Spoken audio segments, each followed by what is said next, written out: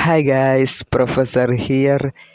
ഇന്ന് നമ്മൾ നോക്കാൻ പോകുന്നത് മോൺസ്റ്റർ എന്ന സീരീസിൻ്റെ എപ്പിസോഡ് 2 ആണ്. എപ്പിസോഡ് 1 കാണാത്തൊരു ആരെങ്കിലും ഉണ്ടെങ്കിൽ ഞാൻ കമൻറ്റ് ബോക്സിൽ ലിങ്ക് പിൻ ചെയ്ത് വെച്ചേക്കാം, അല്ലെങ്കിൽ ചാനലൊന്ന് ചെക്കൗട്ട് ചെയ്താലും മതി.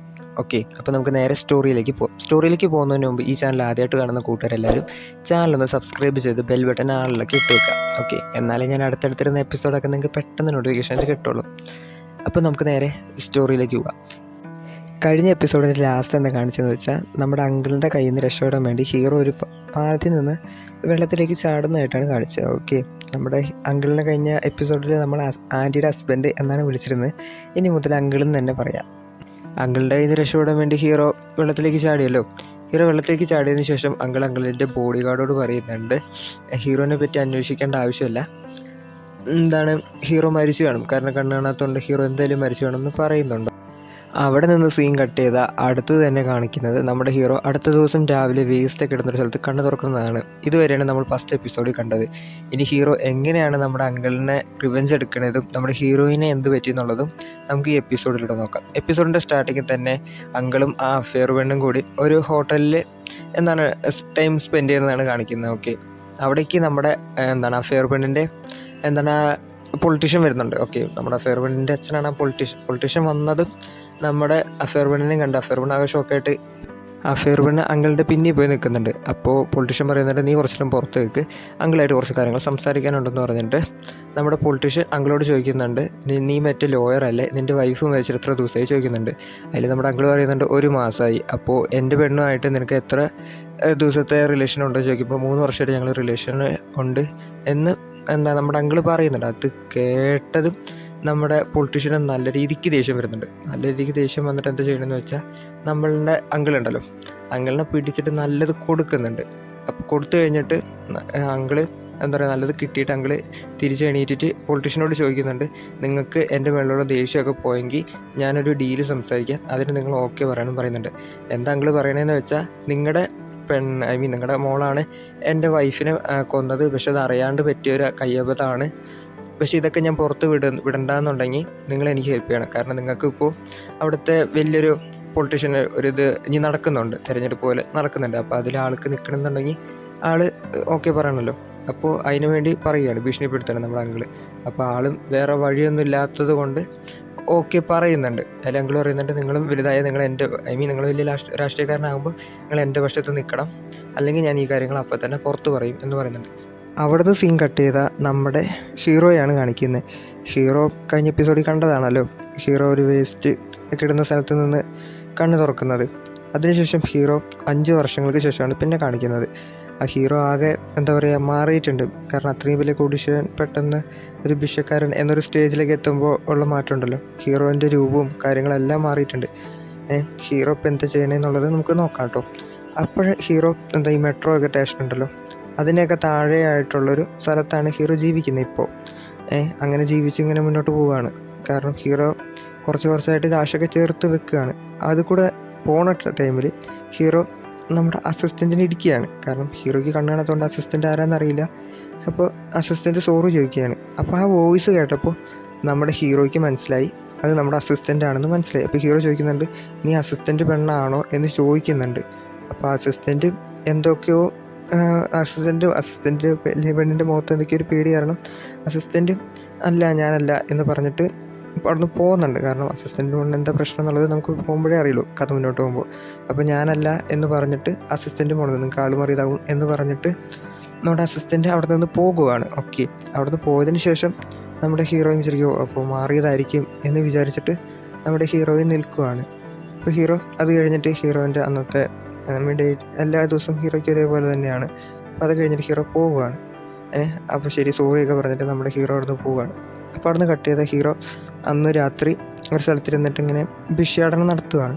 അപ്പോൾ അവിടേക്ക് ഒരു ചെറിയ കുട്ടിയൊക്കെ വന്നിട്ട് ഹീറോയ്ക്ക് കാശൊക്കെ കൊടുക്കുന്നുണ്ട്. ഹീറോൻ്റെ ഒരു മ്യൂസിക് പോലെ അതൊക്കെ വായിച്ചുകൊണ്ടിരിക്കുകയാണ്. അപ്പോൾ അവിടേക്ക് ഒരു ചെറിയൊരു കുട്ടി വന്നിട്ട് പറയുന്നുണ്ട്, നിങ്ങളുടെ സ്ഥലത്ത് കുറേ കള്ളന്മാർ വന്നിട്ട് നിങ്ങളുടെ കാശൊക്കെ മോഷ്ടിച്ചുകൊണ്ട് പോകുന്നുണ്ടെന്ന് പറയുന്നുണ്ട്. ഹീറോയ്ക്കാണെങ്കിൽ കണ്ണ് കാണാത്തതുകൊണ്ട് എങ്ങനെയൊക്കെ അവിടെ വന്നു, ആ ഗുണ്ടകളുടെ കൂടെയൊക്കെ തല്ലുകൂടണമെന്നൊക്കെ ഉണ്ടെങ്കിലും ഹീറോയ്ക്കൊന്നും പറ്റില്ലല്ലോ, ഹീറോയിൻ്റെ അവസ്ഥ അറിയാലോ. അപ്പോൾ ഹീറോയിനെ അവർ അടിച്ച് കളയുകയാണ്. എന്നിട്ട് ഹീറോയിൻ്റെ കാശൊക്കെ എടുത്ത് അവിടെ വെതറിയിടുകയാണ്. എന്നിട്ട് ഹീറോയ്ക്ക് നല്ല പൊതിരെ തല്ല് കൊടുക്കുന്നുണ്ട്. ഹീറോ അതൊക്കെ മേടിച്ച് അവിടെ കിടക്കുമ്പോൾ ആ വഴിയിലൊരു പോലീസ് വണ്ടി വരുന്നുണ്ട്. ആ പോലീസ് വണ്ടി കണ്ടപ്പോൾ തന്നെ നമ്മുടെ ഇതുണ്ടല്ലോ, കാരണം ഹീറോയിൻ്റെ കാശൊക്കെ മോഷ്ടിക്കാൻ വന്ന ആ ഗുണ്ടകളൊക്കെ അവിടെ നിന്ന് പോവുകയാണ്. അപ്പോൾ ഹീറോ ഈ കാശൊക്കെ ഇങ്ങനെ ഓരോന്നോരോന്നായിട്ട് ചേർത്ത് വെക്കുന്നുണ്ട്. അവിടേക്ക് നമ്മുടെ അസിസ്റ്റൻറ്റ് വരുന്നുണ്ട്. അസിസ്റ്റൻറ്റ് ചോദിക്കുന്നുണ്ട്, നീ എന്തിനാണ് ഈ കാശൊക്കെ ഇങ്ങനെ ചേർത്ത് വെക്കുന്നത് ചോദിക്കുന്നുണ്ട്. അപ്പോൾ നമ്മുടെ ഹീറോ പറയുന്നുണ്ട്, നിന്നെ രാവിലെ കണ്ടപ്പോൾ നീ പറഞ്ഞല്ലോ നീ അല്ലാന്ന്, ഇപ്പം മാത്രം എന്തിനാ എന്നെ ഹെൽപ്പ് ചെയ്യാൻ വന്നേ ചോദിക്കുന്നുണ്ട്. അപ്പോൾ പറയാണ്, അത് വേറൊരു കാര്യത്തും കൊണ്ടാണ്, അത് ഞാൻ നിന്നോട് പിന്നെ പറയാം. ഇപ്പം നീ എനിക്ക് ഹെൽപ്പ് ചെയ്യണമെന്ന് അസിസ്റ്റൻറ്റ് പറയുന്നുണ്ട്. അസിസ്റ്റൻറ്റ് എന്ത് ഹെൽപ്പാണ് ചോദിക്കണമെന്ന് വെച്ചാൽ, നമ്മുടെ ഹീറോയിൻ്റെ മേത്താണല്ലോ മറ്റേ ആൻറ്റിഡോട്ടുള്ളത്, അത് എന്താണ് ഈ അസിസ്റ്റൻറ്റ് പെണ്ണെടുത്ത് വിൽക്കുകയാണെങ്കിൽ അസിസ്റ്റൻറ്റ് പെണ്ണിന് നിറയെ കാശ് കിട്ടും. അതിന് വേണ്ടിയിട്ടാണ് ഹീറോയോട് ഡീല് സംസാരിക്കുന്നത്. ഹീറോയും ഇതാണ് നല്ലത്, കാരണം ഹീറോയ്ക്കും കുറച്ച് കാശ് കിട്ടും. ഹീറോയ്ക്കും കാശ് കിട്ടുമ്പോൾ ഹീറോയ്ക്ക് അറിയാമല്ലോ, ഇപ്പോൾ ഹീറോ ഓപ്പറേഷൻ ചെയ്താൽ ഹീറോയിൻ്റെ കണ്ണ് കാഴ്ചയെത്തി തിരിച്ചു കിട്ടുമെന്ന് പറഞ്ഞിട്ട് ആ അസിസ്റ്റൻറ്റ് പെണ്ണിന് വേണ്ടി ഹീറോയിൻ്റെ ബ്ലഡ് കൊടുക്കുകയാണ്. കാരണം എന്നാലല്ലേ ആൻറ്റിഡോട്ട് അതിൽ നിന്ന് എടുക്കാൻ പറ്റുള്ളൂ. അപ്പോൾ അസിസ്റ്റൻറ്റ് പറയുന്നുണ്ട്, നിനക്ക് എല്ലാതും ഞാൻ ഹെൽപ്പ് ചെയ്യാം, അതിന് വരെ നീ എനിക്ക് എല്ലാ മാസവും ഇങ്ങനെ വന്ന് ബ്ലഡ് തരണം എന്ന് പറയുന്നുണ്ട്. അതിൽ നമ്മുടെ ഹീറോയും കുറച്ച് നേരം ആലോചിച്ചിട്ട് ശരി ഞാൻ തരാം എന്ന് പറയുന്നുണ്ട്. ഓക്കെ, അതിനുശേഷം അസിസ്റ്റൻറ്റ് പെണ്ണിനും ഹാപ്പിയായി. കാരണം അവിടെ നിന്ന് കട്ട് ചെയ്താൽ നമ്മുടെ അങ്കിളിനെയാണ് കാണിക്കുന്നത്. അങ്കിൾ 5 വർഷത്തിനുള്ളിൽ തന്നെ വലിയൊരു ആളൊക്കെ ആയിട്ടുണ്ട്. അങ്കിൾ അമേരിക്കയിലുള്ളൊരു വീട്ടിലേക്കാണ് വരുന്നത്. ഓക്കെ, ആ വീട്ടിലേക്ക് ഒരു ചെക്കനുണ്ട്, അവനെ നമുക്ക് നിയാസ് എന്ന് വിളിക്കാം. ഓക്കെ, നിയാസ് അവിടെ ഉള്ള ഒരാളെ വെടിവെച്ച് കൊന്നിരിക്കുകയാണ്. കൊന്നിട്ട് അവിടെ നിയാസിൻ്റെ അമ്മയും ഉണ്ട്. അമ്മ ആകെ ഷോക്കായിട്ടിരിക്കുകയാണ്. അവിടേക്ക് നമ്മുടെ അങ്കിൾ വന്നിട്ട് നിയാസിൻ്റെ തോക്കൊക്കെ മേടിച്ചിട്ട് നിയാസിനെയും കൊണ്ട് അവിടെ നിന്ന് പോകുകയാണ്. എന്നിട്ട് കാറിൽ നിന്ന് സംസാരിക്കുന്നുണ്ട്, നിൻ്റെ ശരിക്കുള്ള അച്ഛനെ എനിക്കറിയാം, നിൻ്റെ ശരിക്കുള്ള അച്ഛനായിട്ട് എനിക്ക് കോണ്ടാക്റ്റ് ഉണ്ട്, അവിടേക്ക് എത്തണം എന്ന് പറയുന്നുണ്ട്. ശരിക്കുള്ള അച്ഛനാരെന്നൊക്കെ ഉള്ളത് നമുക്ക് പോകാൻ പറയാം. അതിന് പകരമായിട്ട് നിൻ്റെ അച്ഛൻ്റെ ഒരിതുണ്ട്, വലിയൊരു കമ്പനി ഉണ്ട്, ആ കമ്പനിയുടെ ഷെയർ എനിക്ക് വേണമെന്ന് നമ്മുടെ അങ്കിൾ പറയുന്നുണ്ട്. അപ്പോൾ നിയാസ് പറയുന്നുണ്ട്, എനിക്ക് അതിനൊന്നും പറ്റില്ല, കാരണം എന്താ പറയുക, ആളെന്നെ ചെറുപ്പത്തിൽ ഉപേക്ഷിച്ചതല്ലേ, അപ്പോൾ എങ്ങനെയാണ് ഞാൻ ഡീലിനൊക്കെ എങ്ങനെയാണ് ഞാൻ ആളുടെ അടുത്ത് പോവുക എന്നൊക്കെ പറയുന്നുണ്ട്. അപ്പോൾ അങ്കിൾ നല്ല സോപ്പിടുന്നുണ്ട്, നീ എന്തായാലും വന്നേ പറ്റുള്ളൂ, നിനക്ക് ഇതൊന്നല്ല നിൻ്റെ ജീവിതം, നിനക്ക് നല്ലൊരു ഭാവിയുണ്ട്, ഇപ്പം നിനക്ക് പഠിക്കാനുള്ള കാര്യങ്ങളൊക്കെ ഞാൻ ചെയ്തോളാം, അതിന് പകരമായിട്ട് നീ ചെയ്താൽ മതി, ഞാൻ ടൈം ആകുമ്പോൾ നിന്നോട് പറയാം, അപ്പം നീ അങ്ങോട്ട് വന്നാൽ മതി എന്നൊക്കെ നമ്മുടെ നിയാസിനോട് പറയുന്നുണ്ട്. നിയാസ് ഇതൊക്കെ കേട്ടിട്ട് കുറേ നേരം ആലോചിക്കുന്നുണ്ട്.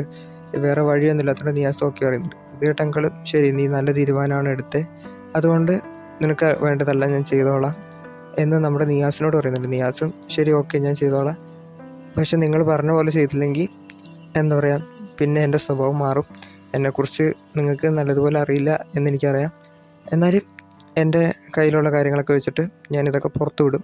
കുറേ ഡീറ്റെയിൽസ് നമ്മുടെ നിയാസിൻ്റെ കയ്യിലുണ്ട് അങ്കിളിനെ പറ്റിയിട്ട്. അവിടുന്ന് സീൻ കട്ട് ചെയ്ത് അടുത്ത സീനിൽ നമ്മുടെ ഹീറോയിൻ്റെ സർജറിയാണ് കാണിക്കുന്നത്. ഹീറോയ്ക്ക് ഹെൽപ്പ് ചെയ്തത് നമ്മുടെ അസിസ്റ്റൻറ്റ് പെണ്ണാണ്. ഓക്കെ, കാരണം അസിസ്റ്റൻറ്റ് പെണ്ണിനെ ആൻറ്റിഡോട്ട് തയ്യാറാക്കാനുള്ള കാര്യങ്ങളൊക്കെ ഹീറോ ചെയ്ത് കൊടുക്കാതെ സംസാരിച്ചിട്ടുണ്ട്. അതുകൊണ്ടാണ് അസിസ്റ്റൻറ്റ് പെണ്ണ് നമ്മുടെ ഹീറോയ്ക്ക് ഹെൽപ്പ് ചെയ്തത്. ഓക്കെ, അങ്ങനെ നമ്മുടെ ഹീറോ ഫേസും പിന്നെ കണ്ണിൻ്റെ ഓപ്പറേഷനും ഫേസും ഒക്കെ സർജറി ചെയ്തിട്ടുണ്ട്. അത് കഴിഞ്ഞ് കണ്ണിൻ്റെ കെട്ടഴിക്കുന്ന ടൈമിൽ ഹീറോ ബാക്ക്ഗ്രൗണ്ടിൽ ഒരു വോയിസ് പറയുന്നുണ്ട്, ഞാനാണ് ഹീറോ, അങ്കിളിനെ എങ്ങനെയെങ്കിലും റിവെഞ്ച് എടുക്കാൻ വേണ്ടിയിട്ടാണ് ഞാൻ ഈ കാര്യങ്ങളൊക്കെ ചെയ്യുന്നത്, അതെന്തായാലും ഞാൻ ചെയ്യും എന്നൊക്കെ ഹീറോ അങ്ങനെ മനസ്സിൽ വിചാരിക്കുന്നുണ്ട്. എന്നിട്ട് ഹീറോൻ്റെ കണ്ണിൻ്റെ കെട്ടൊക്കെ അവിടെ നിന്ന് അഴിക്കുന്നുണ്ട് കേട്ടോ.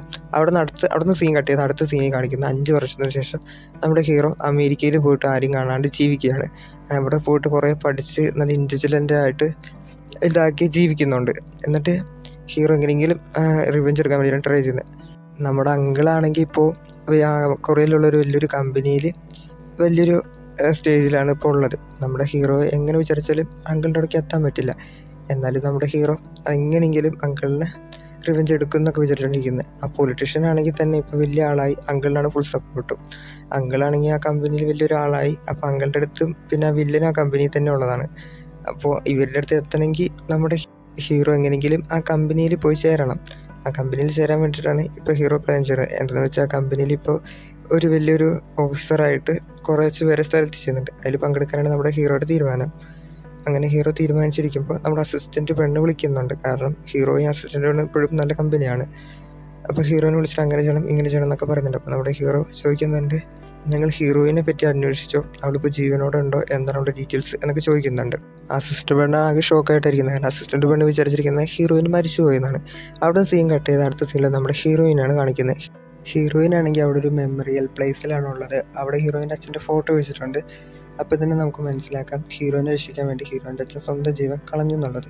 എന്നിട്ട് ഹീറോയിൻ്റെ അച്ഛൻ്റെ ഫോട്ടോ നോക്കിയിട്ട് നമ്മുടെ ഹീറോയിൻ പറയുന്നുണ്ട്, ഇപ്പോൾ ഇവിടെ ഒരു വലിയൊരു കമ്പനിയിൽ ജോബിൻ്റെ ഇൻ്റർവ്യൂ നടക്കുന്നുണ്ട്, അതിലെന്തായാലും ഞാൻ പോയി ചേരാൻ പോകുകയാണ്. അവിടെ ജോലി കിട്ടിയാൽ തന്നെ നമ്മുടെ അനിയനെ ഞാൻ നല്ലതുപോലെ നോക്കിക്കോളാം എന്നൊക്കെ ഹീറോയിനോട് സംസാരിക്കുന്നുണ്ട്.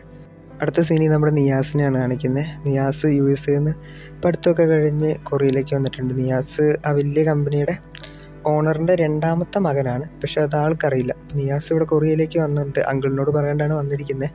നിയാസ് എന്നിട്ട് അവിടെ വന്നിട്ട് ചീപ്പായിട്ട് വല്ല ഹോട്ടൽ എന്തെങ്കിലും കിട്ടുമോ എന്ന് നോക്കിക്കൊണ്ടിരിക്കുകയാണ്. കാരണം നിയാസ് ഫസ്റ്റ് ടൈമാണ് കൊറിയയിലേക്ക് വരുന്നത്. നിയാസ് ഇങ്ങനെ നോക്കുമ്പോൾ അവിടെ ഒരു ഹോട്ടലിൻ്റെ ബോർഡ് കാണാണ്. എന്നിട്ട് ആ ഹോട്ടലിലേക്ക് കയറി പോവാണ്. ഹോട്ടലിലേക്ക് കയറിപ്പോയതും നേരെ ഹോട്ടലിൻ്റെ ടോയ്ലറ്റിലേക്കാണ് പോകുന്നത്. അവിടെ നോക്കുമ്പോൾ നമ്മുടെ ഹീറോയിനാണ് അവിടെ ഇരിക്കുന്നത്. ഹീറോയിൻ നല്ല തെറിച്ച് തുറയ്ക്കുന്നുണ്ട്.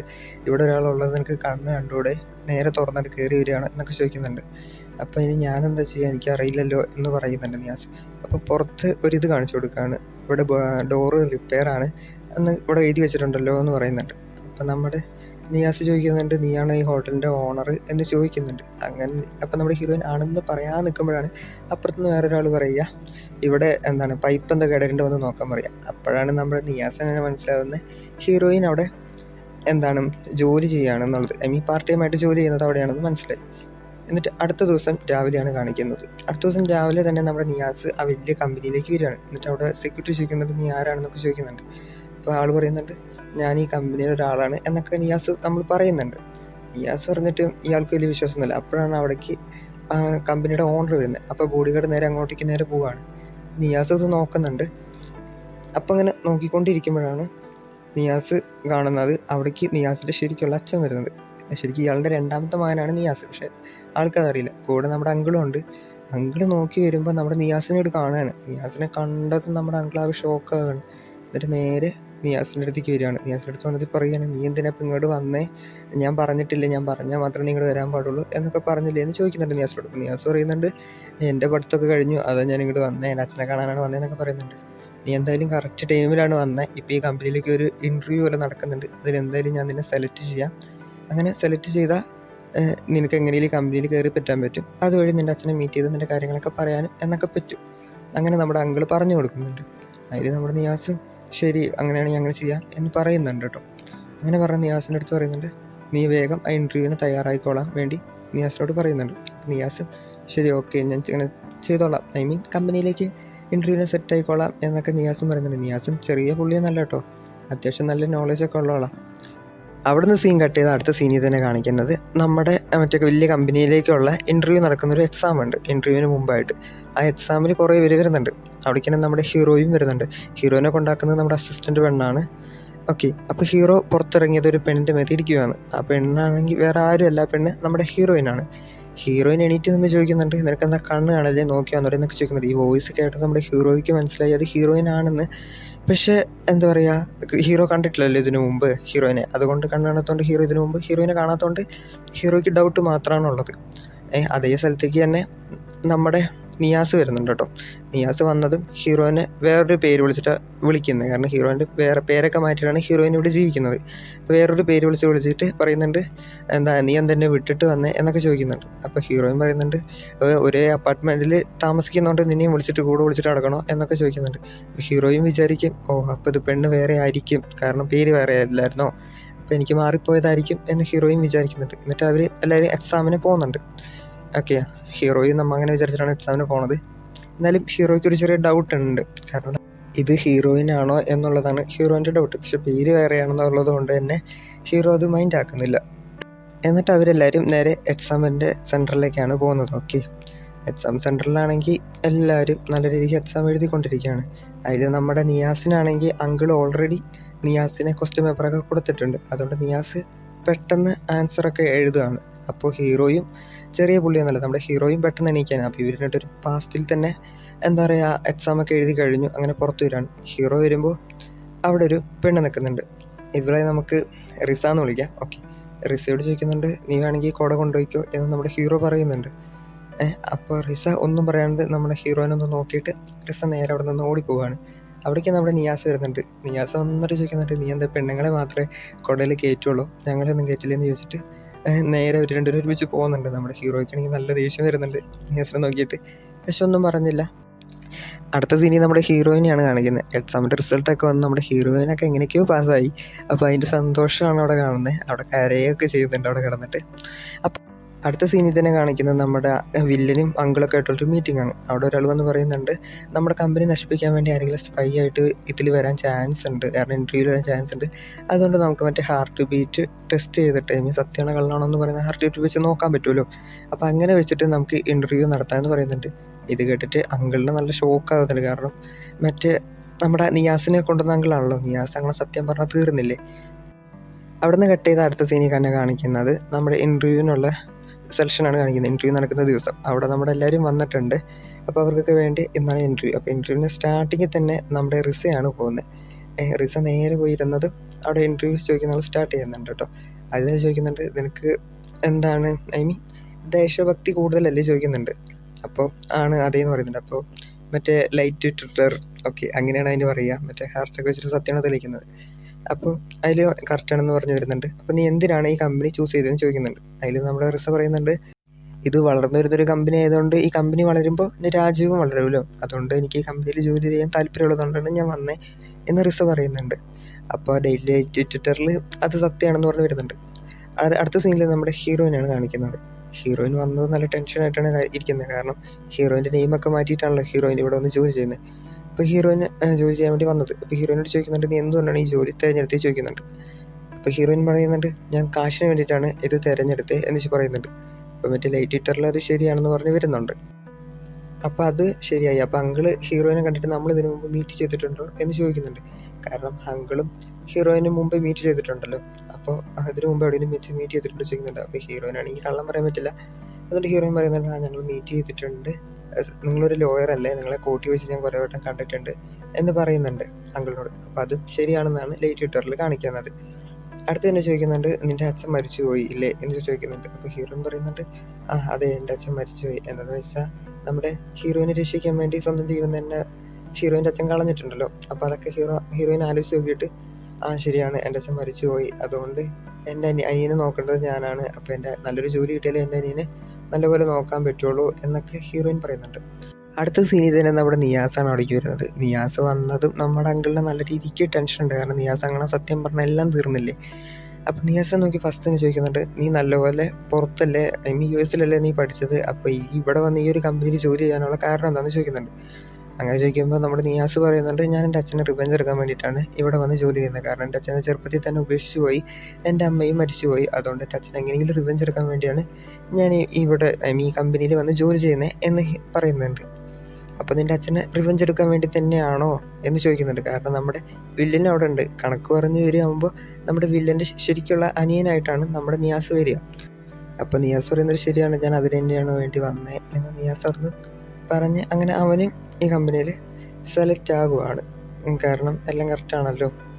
അടുത്തത് തന്നെ നമ്മുടെ ഹീറോയാണ് ഇൻ്റർവ്യൂവിന് വരുന്നത്. ഹീറോ വന്നതും അങ്കിളിനെ കണ്ടത് ഹീറോയ്ക്ക് നല്ല ദേഷ്യമുണ്ട്.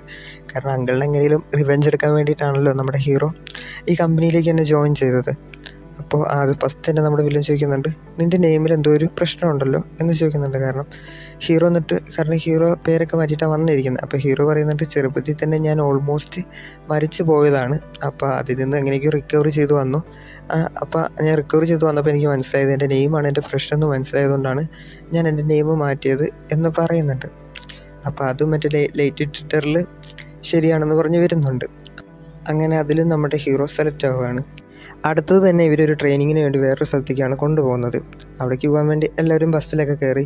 നമ്മുടെ ഹീറോൻ്റെ അടുത്ത് വന്നിട്ട് നമ്മുടെ നിയാസ് ഇരിക്കുന്നുണ്ട്.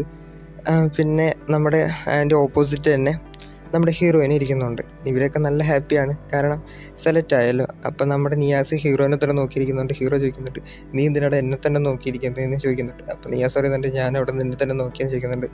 അപ്പോൾ ഹീറോ പറയുന്നുണ്ട്, നീ എങ്ങനെയാണ് എക്സാമിനെ പാസ്സായി, നിന്നെ കണ്ടങ്ങനെ പാസ്സാവുന്ന പോലെ ഇല്ലല്ലോ, എന്തോ നീ ചെയ്തിട്ടുണ്ട് നോക്കി പറയുന്നുണ്ട്.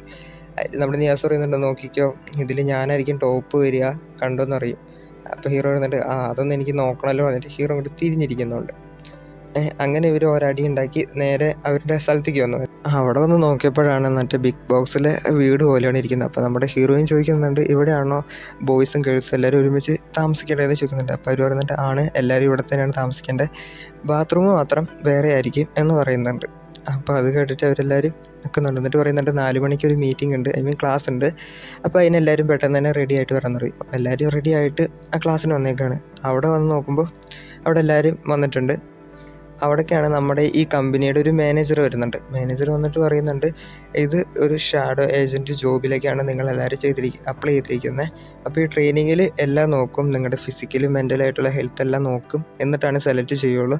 ഇവിടെ വന്നിരിക്കുന്ന എല്ലാവരെയും സെലക്ട് ചെയ്യില്ല, അതിൽ കുറച്ച് പേരെ മാത്രമേ സെലക്ട് ചെയ്യുള്ളൂ. അപ്പോൾ നിങ്ങൾ ഇതിൽ നല്ലപോലെ ഹാർഡ് വർക്ക് ചെയ്താൽ മാത്രമേ നിങ്ങൾക്ക് കമ്പനിയിൽ ജോലി ചെയ്യാൻ പറ്റുള്ളൂ എന്നൊക്കെ നമ്മുടെ മാനേജർ അവിടെ നിന്ന് പറയുന്നുണ്ട്. എന്നിട്ട് അവിടെ നിന്ന് നമ്മുടെ എക്സാമിൻ്റെ ഒരു റിസൾട്ട് വന്നല്ലോ, അതിൻ്റെ ഇത് കാണിക്കുകയാണ്. അതിൽ ഫസ്റ്റ് നമ്മുടെ നിയാസാണുള്ളത്, സെക്കൻഡ് നമ്മുടെ ഹീറോ. നിയാസ് പറഞ്ഞ പോലെ തന്നെ നമ്മുടെ ഹീറോ തന്നെ, നിയാസാണ് ഫസ്റ്റ് വന്നത്, ഹീറോ സെക്കൻഡാണ് വന്നത്. നമ്മുടെ ഹീറോയിനെ നോക്കിയാണ് ഹീറോയിനാണ് ലാസ്റ്റ് വന്നത്. എന്നിട്ട് പറയുന്നുണ്ട്, നാളെ മുതൽ നിങ്ങളുടെ ട്രെയിനിങ് സ്റ്റാർട്ട് ചെയ്യും, അതുകൊണ്ട് നാളെ മുതൽ നല്ല ട്രെയിനിങ് ഉണ്ടാവും. അപ്പോൾ നിങ്ങളെല്ലാത്തിനും തയ്യാറായിട്ട് വേണം നാളെ ട്രെയിനിങ് വരാമെന്ന് പറയുന്നുണ്ട്. അത് കഴിഞ്ഞിട്ട് ഇവർ രാത്രി ഉറങ്ങി, റൂമിലൊന്ന് ഇറങ്ങി അടുത്ത ദിവസം രാവിലെ നേരത്തെ തന്നെ ഇവർക്ക് ട്രെയിനിങ് സ്റ്റാർട്ട് ചെയ്യുകയാണ്. ട്രെയിനിങ്ങിലാണെങ്കിൽ ഭയങ്കര കോമഡിയാണ് നടക്കുന്നത്. എന്താണെന്ന് വെച്ചാൽ എല്ലാവരും നല്ല രീതിക്കാണ് വർക്കൗട്ട് ചെയ്യുന്നത്, നമ്മുടെ ഹീറോയിൻ നിയാസും ഒക്കെ. അതിൽ നമ്മുടെ ഹീറോയിനാണെങ്കിൽ എല്ലാത്തിലും ഉഴപ്പിയിട്ടാണ് നടക്കുന്നത്, ഒന്നും നേരെ ചെയ്യില്ല. അപ്പോൾ ഹീറോയിൻ ഇതിൽ സെലക്ട് ആവില്ലോ എന്ന് തന്നെ നമുക്ക് കഥ മുന്നോട്ട് പോകുമ്പോഴേ മനസ്സിലാവുള്ളൂ. അപ്പോൾ നേരെ തിരിച്ച് സ്റ്റോറിക്ക് തന്നെ വരാം. പിന്നെ കാണിക്കുന്നത് നമ്മുടെ എല്ലാവരും നല്ല രീതിക്ക് വർക്കൗട്ട് ചെയ്തു. ഈ വീഡിയോ ഒക്കെ നമ്മുടെ അങ്കിള് കാണുന്നുണ്ട്, കാരണം ഒരു വർക്ക് ചെയ്യുന്നതൊക്കെ. അപ്പോൾ ഇതാരാണ്, ഈ നമ്മുടെ ഹീറോയിനെ നോക്കിയിട്ടാണ് പറയുന്നത്, ഇതാരാണ് ഇവൻ, ഇങ്ങനെ പോയാൽ ഇവനായിരിക്കും ഫസ്റ്റ് വരിക, ഇവനങ്ങനെ വിട്ടാൽ പറ്റില്ല, ഇവൻ എങ്ങനെയെങ്കിലും എല്ലാത്തിൽ നിന്നും ഒഴിവാക്കണം എന്നൊക്കെ പറഞ്ഞിട്ട് അങ്കിള് വലിയൊരു പ്ലാൻ ഇടുകയാണ്. അടുത്ത സീനിൽ തന്നെ കാണിക്കുന്നത് നമ്മുടെ റൂമിലാണ് കാണിക്കുന്നത്. റൂമിൽ ഹീറോ അവൻ്റെ പെട്ടിയൊക്കെ നോക്കുന്ന ടൈമിൽ അതിലൊരു പേന ഇരിക്കുന്നുണ്ട്. ആ പേന എന്തോ കണ്ടിട്ട് ഡൗട്ട് തോന്നിയിട്ട് അത് ഊരി നോക്കുകയാണ്. ഊരി നോക്കുമ്പോൾ അതിനകത്തൊരു ക്യാമറ കാണുകയാണ്. അപ്പോൾ തന്നെ ഹീറോയ്ക്ക് എന്തോ ഒരു ഡൗട്ട് തോന്നി, ഇവിടെ എന്തോ ഇനി നടക്കാൻ പോകുന്നുണ്ട് എന്നൊരു ഡൗട്ടിലിരിക്കുമ്പോൾ തന്നെ അവിടേക്ക് നമ്മുടെ അങ്കിളും ബോഡി ഗാർഡും പിന്നെ കുറച്ച് ആൾക്കാരും കൂടി കയറി വരുന്നുണ്ട്. കയറി വന്നിട്ട് അവർ പറയുന്നുണ്ട്, ഇതിലാരോ സ്പൈ ആയിട്ട് ജോലി ചെയ്യുന്നുണ്ട്, അതാരാന്ന് കണ്ടുപിടിക്കണം, അതുകൊണ്ട് നിങ്ങളുടെ പെട്ടിയും എല്ലാം ഒന്ന് എടുത്തു വെക്കണം, എല്ലാം ഒന്ന് ചെക്ക് ചെയ്യണം എന്ന് പറയുന്നുണ്ട്. അപ്പോൾ ഹീറോയും വേറെ വഴിയൊന്നും ഇല്ലാത്തതുകൊണ്ട് അവൻ്റെ പെട്ടിയൊക്കെ അവിടെ എടുത്ത് വെച്ച് കൊടുക്കുന്നുണ്ട്. അപ്പോൾ തന്നെ ഹീറോയ്ക്ക് മനസ്സിലായി ഇത് അങ്കിളുടെ പ്ലാനാണ്, ഹീറോയിനെ ഒഴിവാക്കാൻ വേണ്ടിയിട്ടുള്ള പ്ലാനാണെന്ന് ഹീറോയ്ക്ക് മനസ്സിലായി. ഹീറോ അങ്കിളിൽ തന്നെ തുറച്ച് നോക്കി നിൽക്കുന്നുണ്ട്. അപ്പോൾ അങ്കിള് വിചാരിക്കുന്നുണ്ടോ, നീ ഇന്ന് പെട്ടു, നിനക്കും ചെയ്ത് രക്ഷപ്പെടാൻ പറ്റില്ല എന്നൊരു ഇതിലാണ് അങ്കിള് നോക്കുന്നത്. എന്നിട്ട് ഹീറോൻ്റെ പെട്ടി തുറക്കാൻ നിൽക്കുന്നുണ്ട് ബോഡി ഗാർഡ്. തുറക്കുന്ന ടൈമിലാണ് അവിടെ വെച്ചിട്ട് സെക്കൻഡ് എപ്പിസോഡ് കഴിയുകയാണ്. ഇനി അടുത്ത എപ്പിസോഡിൽ നമുക്ക് കാണാം അങ്കിളുടെ പ്ലാൻ വർക്കായോ അല്ലെങ്കിൽ നമ്മുടെ ഹീറോയിനെ അവിടെ നിന്ന് പുറത്താക്കിയോ എന്നുള്ളതൊക്കെ നമുക്ക് അടുത്ത എപ്പിസോഡിൽ കാണാം. അടുത്ത എപ്പിസോഡ് ഞാൻ എത്രയും പെട്ടെന്ന് അപ്ലോഡ് ചെയ്യാം.